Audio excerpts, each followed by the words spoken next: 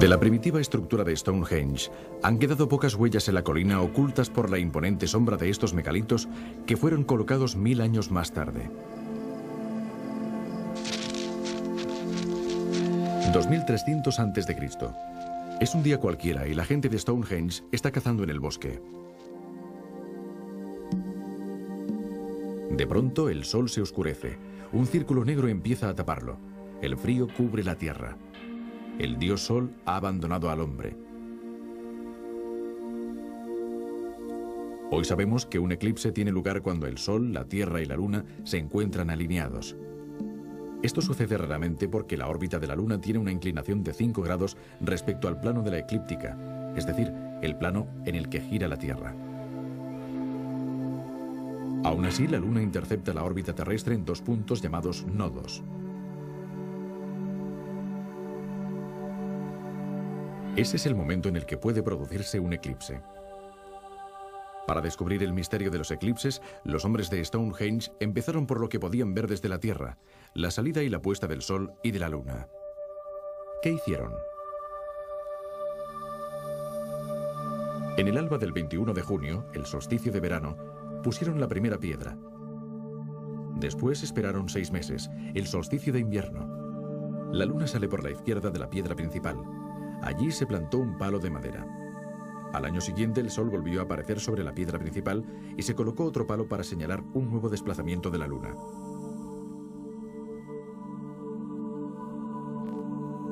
Las oscilaciones de la Luna continuaban, pero los hombres de Stonehenge no se rindieron y colocaron nuevos palos.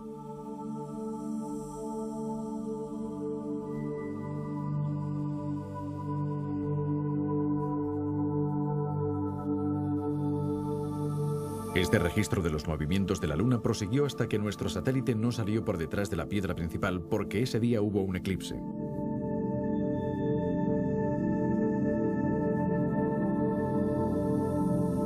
A los hombres de Stonehenge les quedó claro que las oscilaciones de la Luna eran las que creaban los eclipses, pero ¿cómo preverlas?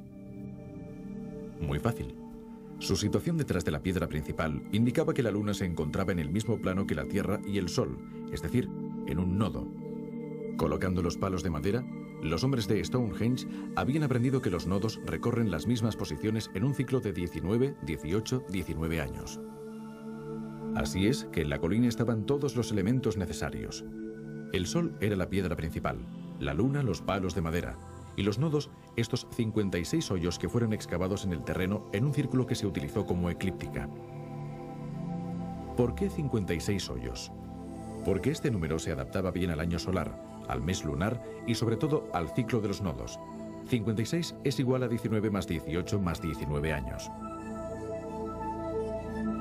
Después, los hombres de Stonehenge tomaron 4 indicadores, uno para el Sol que variaba 2 posiciones cada 13 días, uno para la Luna que se movía 2 posiciones al día y 2 para los nodos con un movimiento de 3 hoyos al año. En el alba de un solsticio de verano del 2300 a.C., los hombres de Stonehenge colocaron el Sol en el hoyo número 1, la Luna en el hoyo 28 y los nodos en los hoyos 14 y 42. En ese momento bastaba con esperar que el Sol, la Luna y los nodos número 1 y número 2 se encontrasen en la misma posición. Ese día habría un eclipse.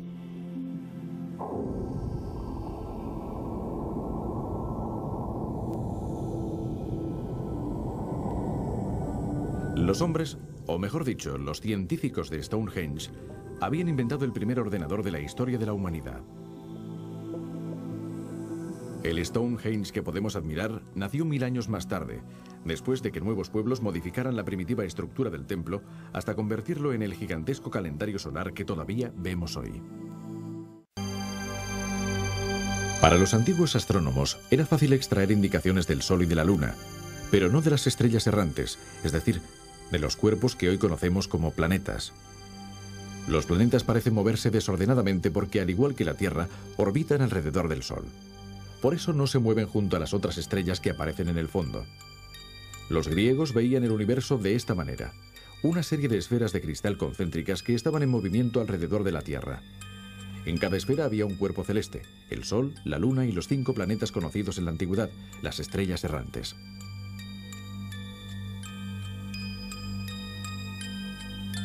La esfera más exterior era el reino de las estrellas fijas. El modelo era claro, pero no explicaba los movimientos peculiares de los planetas. ¿Por qué a veces invertían su movimiento?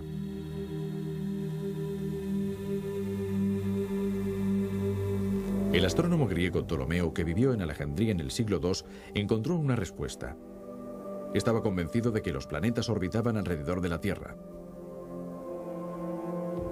Ptolomeo explicaba los movimientos de los planetas con la teoría de los epiciclos, pequeños círculos descritos por los planetas alrededor de la órbita principal.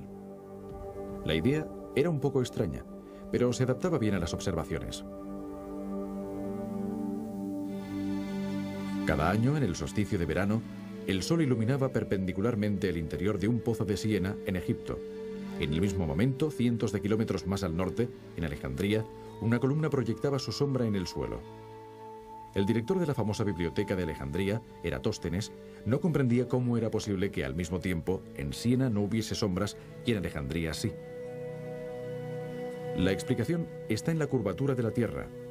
Cuando la luz del Sol alcanza verticalmente el pozo de Siena, tiene una inclinación en Alejandría. Mediante cálculos geométricos, Eratóstenes estimó la circunferencia de la Tierra.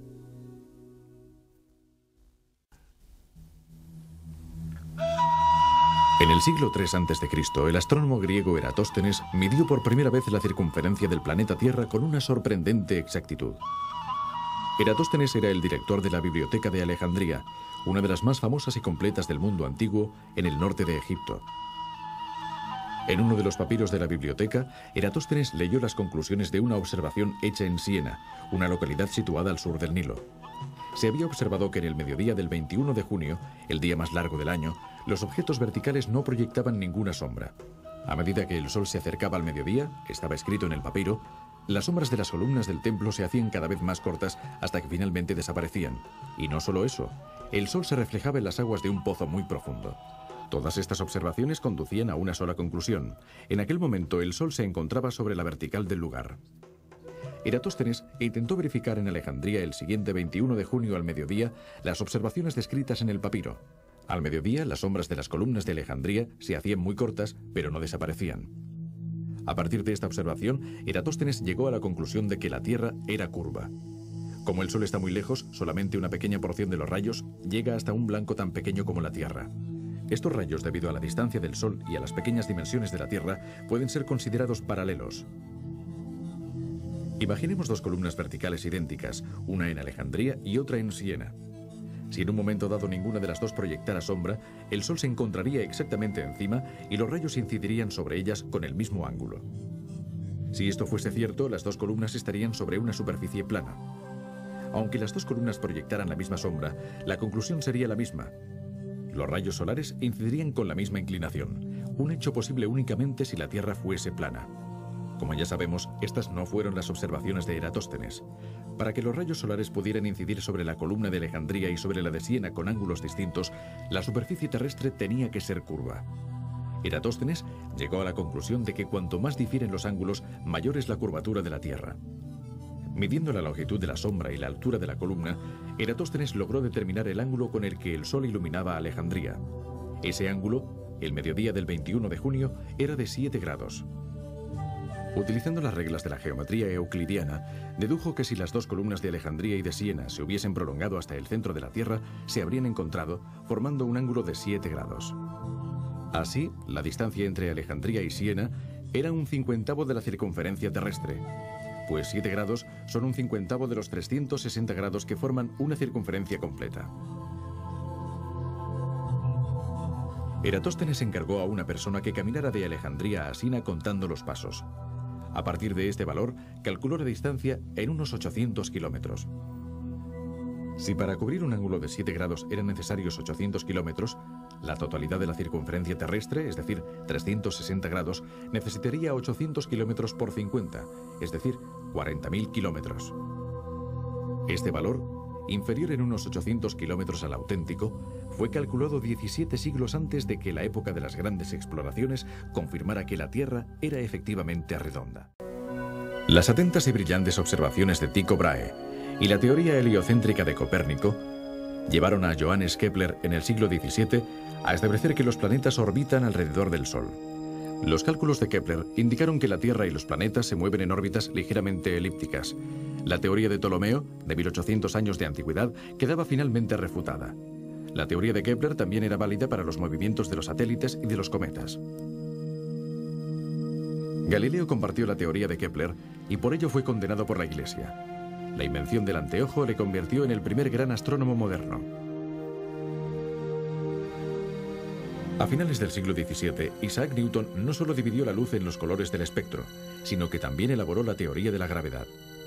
Newton demostró que los objetos lanzados hacia arriba volvían a caer al suelo debido a la gravedad, a menos que poseyeran una velocidad suficiente para entrar en órbita como la Luna alrededor de la Tierra y la Tierra alrededor del Sol.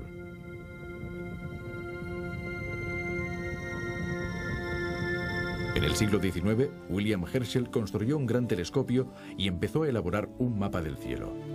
En el siglo XX se han construido instrumentos potentísimos que sondean las profundidades del cielo. Ha empezado la época de la astronomía en el espacio profundo.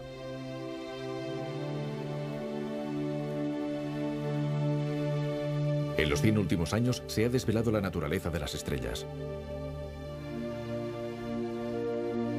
La astronomía ha estudiado las grandes agrupaciones de estrellas conocidas como galaxias. Ha descubierto que existen millones y millones de galaxias y que cada una de ellas contienen miles de millones de estrellas y que las galaxias forman grandes filamentos a través del universo.